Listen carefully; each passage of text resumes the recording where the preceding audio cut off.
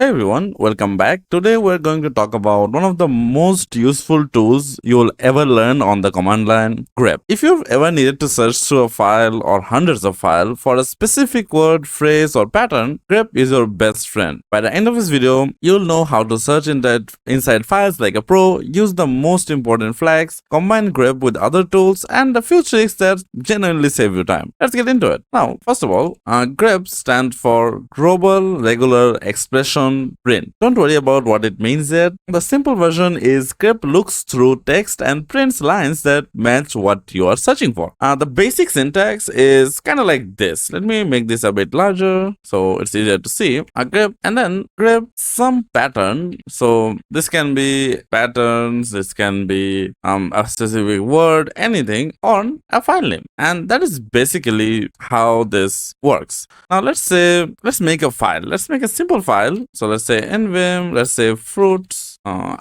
move from here. I'll move to my learn bash file. So in case you missed this video where we explored moving into the terminal, moving and file exploring in the terminal, make sure to check out the previous video. So let's do ls. Okay, I do already have a lot of things, but I can make it here. So let me make a simple file called fruits.txt, and let's name a few fruits. So apple, we go to banana, we can do cherry, we can do apricot. There's a reason why we're doing apricot. Is apricot and grape. So we have a few files here. Let me just save this, save and exit out of here. Now if I simply do cat and then fruits.txt, you can see there is all the names that we have. Now let's say I'm looking for anything that has the word app in it, or that has the letters A and P in it. So if we just do grep and then simply do ap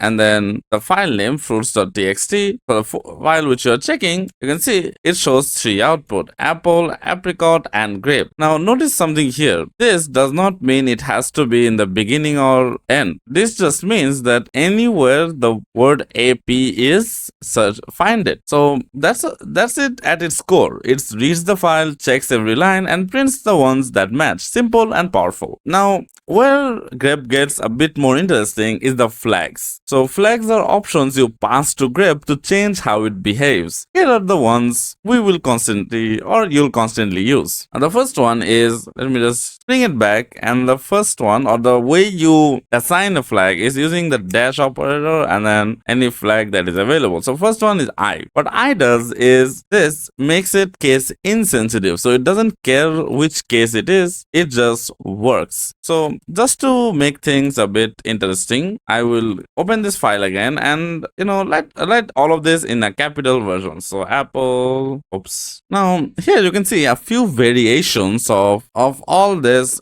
in a few different ways. Now if we get back to here and then clear this out, and then let's bring back this command right here. Once you type this, you can see it only picks up the lowercase letters, and if I do it in this being the uppercase, you can see it will only pick up the ones with the uppercase letters. And if I do both of them in capital, oh my god, if I do both of them in capital P, you can see it only picked up on the capital ones. But like I said, the dash I flag makes it does not care about the case at all. So if I do dash I and then press enter, you can see it picks up everything. Like wherever there is an A and a P, it picks it up. It does not care about if it's capital, if it's lowercase. Now that's great, but let's say we want to know like where these lines are, like where do they exist. So for that we can add another flag. Like with the case insensitive, we can also add something called dash n, which is it shows the line number. So if I press enter, you can see it will say the first one is in line number 1, the next one is in 4, the 5. So this makes it a lot easier to find specifically which line it exists in. And in the coming videos, like when we are actually getting into real bash scripting and stuff, I'll tell you how to filter out these outputs, like how to process them using pipes and stuff. So stay tuned for that. Make sure to subscribe and also leave a like on the video if you do find it helpful. Anyway, you can see the dash n gives us line, which is great. Now, let's say we don't want the specific output. We just want to know how many are there. So for that, we can use another one. We can actually chain it together and use dash c. If I do this, let's see what happens. You can see it just says 9. That means it's taking this one, which is make it case insensitive. This one is basically redundant at this point because we can't see the line numbers either way. But the dash c makes it so it tells us how many there are. But let me show you something. If I do the c before and then the n after, you'll see the c kind of overrides whatever n is doing because we are specifically saying give me the count. So in the count we don't need the n necessarily. Now that is great. Let's put this to rest, and yes, obviously we can also individually use them, but for now we'll stay here. Now there is another one which is dash v. Now what dash v does is inverses the input. So let's say in the file we want anything that does not have this a and p, and we are again passing in the inverse one. So if I press enter on this, you'll see it also includes blank spaces as well, because well, it is looking for anything that does not have this. Well, a blank space does not, or a space enter, a new line character does not have this. So you can see it printed out everything that does not have AP in it. Now this will be more interesting. Like I said, like I always say, play around with these commands, because if I just remove the insensitive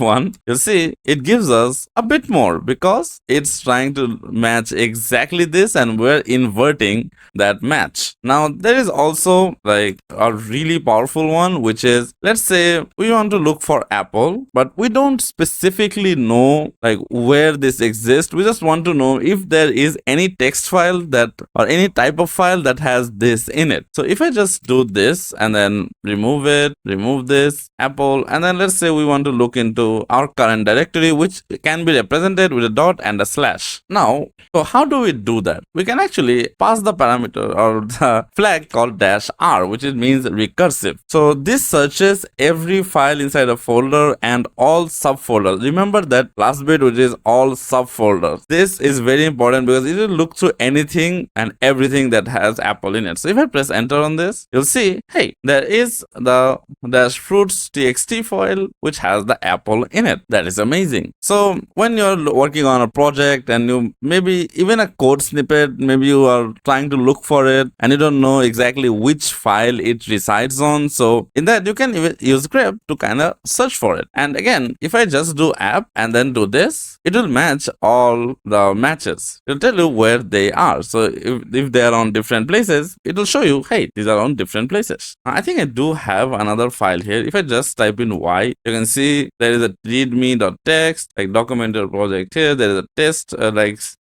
script files, and like it just matches everything. So that is great. Now in here, when you're doing recursive search, let's go back to apple and let's say we don't want to know like what we are searching, because we don't need to know apple. We just want to know which file it is. So for that we can add another option, which is dash l. Now I'll show you a way to kind of compress this down in a bit, but if I do, oh my god, if I do this, you'll see it just gives us the file name. Now you may be wondering, why does this help us? Because when you are trying to run scripts or even trying to automate stuff and you want to find files that this has, and you just want to use the file name instead of the whole this right here and try to process it, it just gives you the file name without you having to kind of process it yourself. Now there is another one, which is, let's say I just remember like app and I want to only search for app. I don't want anything else. Let's give it the fruits one since we don't need that. Let's sell fruits. I only want app and I want to match the whole word, the entire one. I don't want apple, I don't want grapes or whatever. I want the whole word to match. in that case, we can do /w.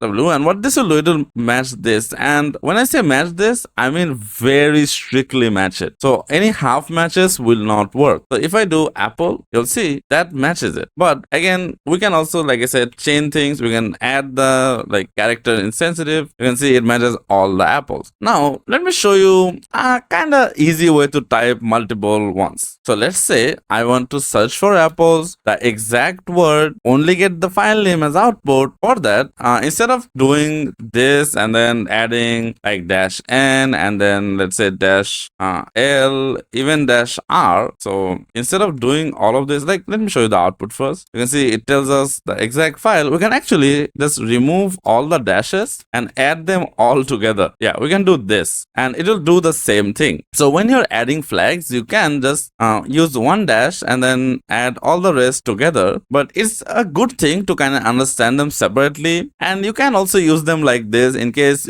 you kind of confuse it, or sometimes I do also get confused as to what does what.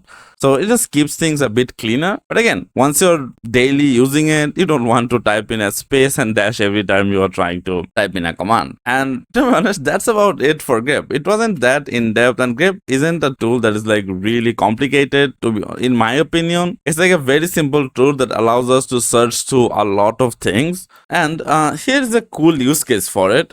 When you are updating, let me just show you a way to use it. Since we already know how to use it, if I do this, you can see there is something called core, catchOS, download size. Let's say we want this right here that says download size. We just want this. So when I am doing this, I can also pipe it. Now in pipe, what it does is it just takes the output from the first one and puts it in the next command we put it. So what I want to do is do grep, and let's say I want to look for download size. I want this line to give me an output. So when I do this, and then let's say I want it to be case insensitive. I don't want to mess it up. So case insensitive, and also I want the line number. So once I do this and press enter, see when it's running, you can see there we go. It's proceed with installation, and it's line dependency, total download size. So in case, you can see the warnings will still pop up. In case we just want to know if what the download size will be for our updates and stuff. This is a really great example. But you can see how grep can be really useful when you're running other commands and you want to look for a specific line in that command. So that's it for grep. If you guys thought this video would be helpful, and mostly I did it separately because there are many people who want just this part instead of having it a part of a really long video. So I'll probably just add them together and make a really long video for anyone who wants it. But other than that, I would like to go through grep, AWK, and then similar tools separately. So it's much easier to set up, and it's much easier for anyone who is getting new into it to kind of separately play with the tools instead of going all of them getting all of them down their throats. So I do think for Linux or anything that when you're trying to learn, it's good to play around with the little stuff before you jump into the whole thing. So that's about it for grep. Hope you guys enjoyed the video. Make sure to subscribe to the channel. It really helps out a ton, and I'll see you guys in the next one. Bye.